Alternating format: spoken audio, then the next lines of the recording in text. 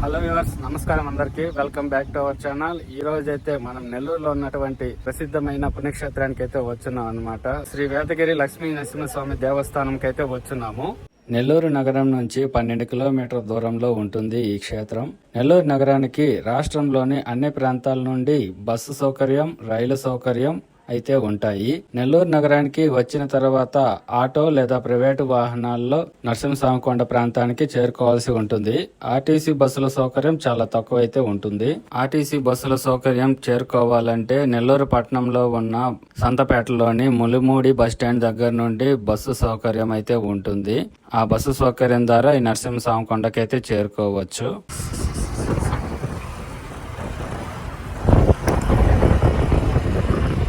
ఆంధ్రప్రదేశ్లోని ప్రముఖ నరసింహ క్షేత్రాల్లో ఒకటి నెల్లూరు జిల్లా శ్రీ వేదగిరి లక్ష్మీ నరసింహ క్షేత్రం. పెన్నా నది ఒడ్డున నరసింహకొండపై వెలిసిన లక్ష్మీ నరసింహుడు భక్తుల కొంగు బంగారమై విరాజిల్లుతూ ఉన్నాడు. ఇక్కడ మీరు గమనించవచ్చు. ఇక్కడ రైట్ టర్నింగ్ తీసుకుని వెళ్ళినట్లయితే జొన్నవాడ శ్రీ మల్లికార్జున స్వామి కామాక్షి తాయి అమ్మవారి టెంపుల్ కి అయితే వెళ్తాము. లెఫ్ట్ టర్నింగ్ తీసుకొని ఇప్పుడు మనమైతే నరసింహస్వామి కొండపై ఉన్నటువంటి శ్రీ వేదగిరి లక్ష్మీ స్వామి టెంపుల్ దగ్గరికి అయితే వెళ్తూ ఉన్నాం అన్నమాట. ప్రతిరోజు ఇక్కడికి భక్తులు తరలి వస్తూ ఉంటారు. చుట్టుపక్కల ప్రాంతాల వారు నెల్లూరు జిల్లా పర్యటనకు వచ్చేవారు నరసింహ కొండకైతే ఖచ్చితంగా వస్తారు. ఈ ఆలయానికి సమీపంలోనే జొన్నవాడ కామాక్షి అమ్మ ఆలయం కూడా ఉంది కాబట్టి అమ్మవారిని దర్శించుకోవడానికి వచ్చిన భక్తులు ఖచ్చితంగా నరసింహ కొండకు కూడా వస్తారన్నమాట.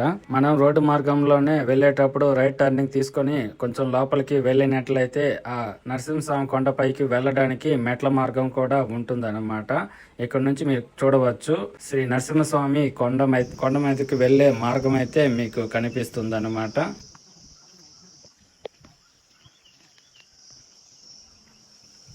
ప్రకృతి రమణీయతకు మారుపేరుగా ఈ ప్రాంతం అయితే ఉంటుంది. కొండపై వెలిసిన లక్ష్మీ నరసింహుడిని దర్శించుకున్నట్లయితే ఎన్నో శుభాలు జరుగుతాయని ఇక్కడ భక్తులైతే చెబుతూ ఉంటారు.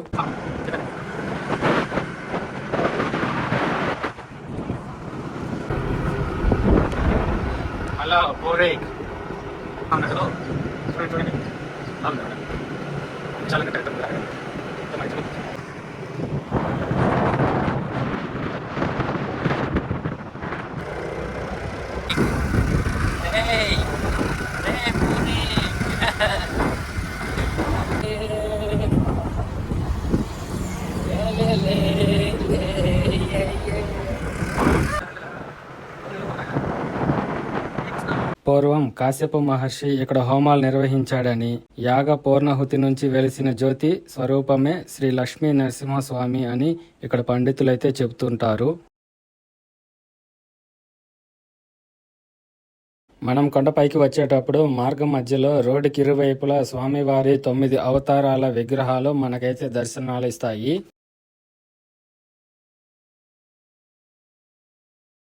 పల్లపు రాజులు, రెడ్డి రాజులు, శ్రీకృష్ణదేవరాయలు కూడా ఈ ఆలయాన్ని సందర్శించినట్లు చరిత్రకారులు చెబుతూ ఉంటారు.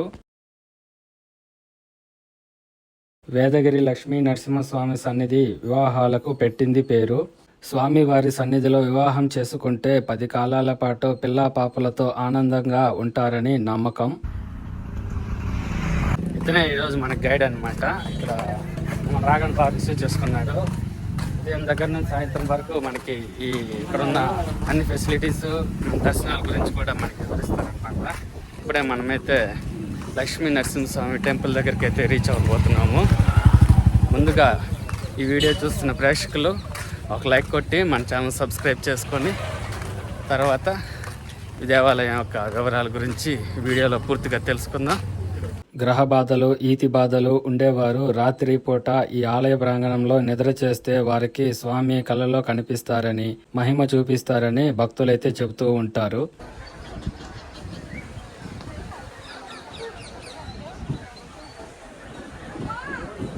సప్త మహర్షులు వేదాలతో అర్చించి స్వామిని ప్రసన్నం చేసుకున్నారు కాబట్టి ఈ గిరికి వేదగిరి అనే పేరు వచ్చింది. ఇక్కడ స్వామివారి ఆలయంతో పాటు 7 కోనేరులు ప్రసిద్ధి. కాశ్యప మహర్షి 7 హోమగుండాలు ఏర్పాటు చేసి పూజలు చేసినందుకు గుర్తుగా అనంతర కాలంలో అవి 7 కోనేర్లుగా రూపాంతరం చెందాయని అంటారు. కోనేర్లు వద్ద గోవిందరాజుల స్వామి ఆలయం ఉంటుంది. అక్కడ కూడా భక్తులు పూజలు నిర్వహిస్తూ ఉంటారు. మేము వెళ్ళిన రోజు కూడా ఇక్కడ వివాహ వేడుక ఒకటి జరుగుతూ ఉందన్నమాట. ఇక్కడ స్థల పురాణం ప్రకారం శ్రీ వేదగిరి లక్ష్మీ నరసింహస్వామి ఎలా వెలిశారన్న దాని గురించి క్లుప్తంగా అయితే తెలుసుకుందాము. పూర్వం కాశ్యప ప్రజాపతి మహర్షి లోక కళ్యాణార్థం సప్త మహర్షులచే యజ్ఞం చేయదల్చాలని వేదగిరికి దక్షిణ దిక్కునున్న లోయలో 7 హోమగుండాలను ఏర్పరిచారు. యాగ సంరక్షణార్థం శ్రీ గోవిందరాజస్వామి వారి ప్రతిష్ఠ గావించారు. యాగమును నిర్విఘ్నంగా పూర్తి చేశారన్నమాట. ఆ యాగ పూర్ణాహుతి నుండి వైశాఖ శుద్ధ చతుర్థి స్వాతి నక్షత్ర సాయం సంధ్య సమయమున ఉద్భవించిన తేజస్సు జ్యోతి రూపమున ఉత్తర దిశగా ప్రయాణించి ప్రస్తుతం స్వామివారు వెలసి ఉన్న గృహలో అంతరార్ధనమయ్యెను. ఆ జ్యోతిని గృహలో జ్యోతి స్థానంలో వెలిసి ఉన్న శ్రీ లక్ష్మీ నరసింహస్వామి వారిని కాశ్యప మహర్షి సప్త మహర్షుల చేత అచటే స్వామి వారిని ప్రతిష్ఠ గావించారు. సప్త మహర్షులు యాగం చేసినటువంటి 7 హోమగుండాలు నేటికి 7 కోనేర్లుగా మనకైతే దర్శనమిస్తాయి.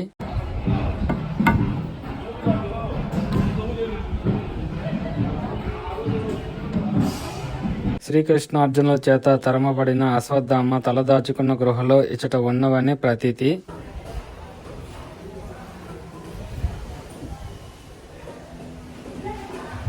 వనవాస కాలంలో రాముల వారు వేదగిరిని దర్శించుకున్నట్లు రామాయణం తెలుపుచున్నది.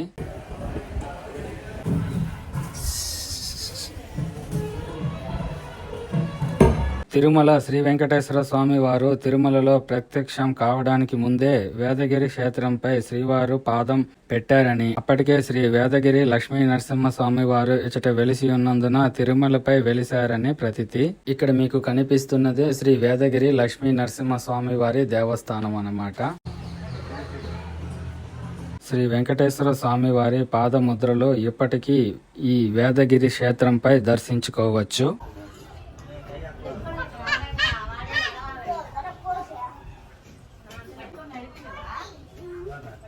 1200 సంవత్సరాల క్రిందట పల్లపరాజులో గృహలోని స్వామివారికి సింహాకారంగా దేవాలయం నిర్మించినట్లు శాసనాల ద్వారా తెలియచున్నది. శ్రీ స్వామివారి జన్మ నక్షత్రం స్వాతి నక్షత్రం రోజున భక్తులందరూ ప్రార్థనలు, అభిషేకాలు, కళ్యాణోత్సవంలో తిరుపాడి సేవలు అయితే చేసుకుని పూజలు జరిపించుకుంటారు.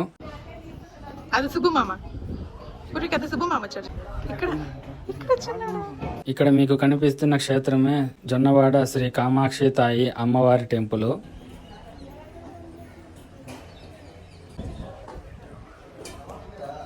నెల్లూరులోని రంగనాథ ఆలయానికి నరసింహస్వామి కొండపై ఉన్న నరసింహుడి దేవస్థానానికి సంబంధం ఉంది.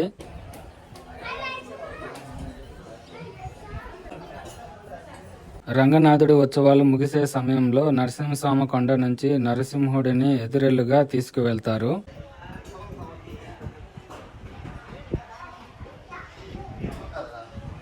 అప్పుడు వారిద్దరి మధ్యన సంవాదము ఎదురులుగా ఉత్సవంగా నెల్లూరులో ఘనంగా జరుగుతుంది.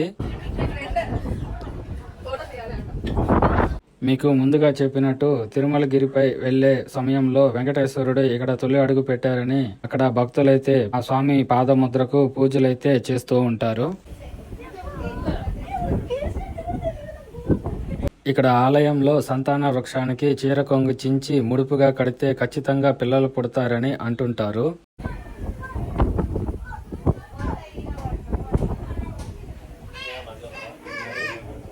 ఈ అద్భుతమైన పుణ్యక్షేత్రంలో దేవుణ్ణి దర్శించుకునే ప్రకృతి ఒడిలో సేద తీరుతుంటే మనసుకు చాలా ప్రశాంతతనైతే ఇస్తుంది.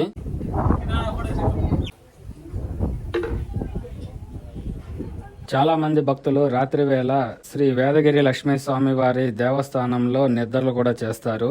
ఈ కొండపై ఉండటానికి వసతి గృహాలు అయితే ఉండవు. చుట్టూ అడవి ప్రాంతం అయితే ఉంటుంది. భోజన వసతులు కూడా పెద్దగా ఉండవు. మనమే ఇంటి దగ్గర నుండి కానీ ఈ కొండపైకి చేరుకోక ముందే ప్రిపేర్ చేసుకుని అయితే తెచ్చుకోవాలి.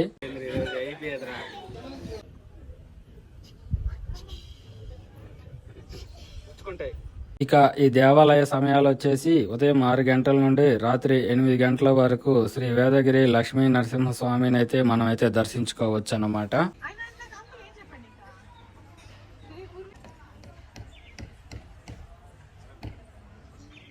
మేము ఇంటి దగ్గర నుండి బయలుదేరి వచ్చేటప్పుడే పులిహార అయితే ప్రిపేర్ చేసుకుని వచ్చాము అన్నమాట. ఇక బ్రేక్ఫాస్ట్ వచ్చేసి ఇక్కడే వేదగిరి లక్ష్మీ నరసింహస్వామి వారి దేవస్థానంలోనే అయితే చేసేసాము.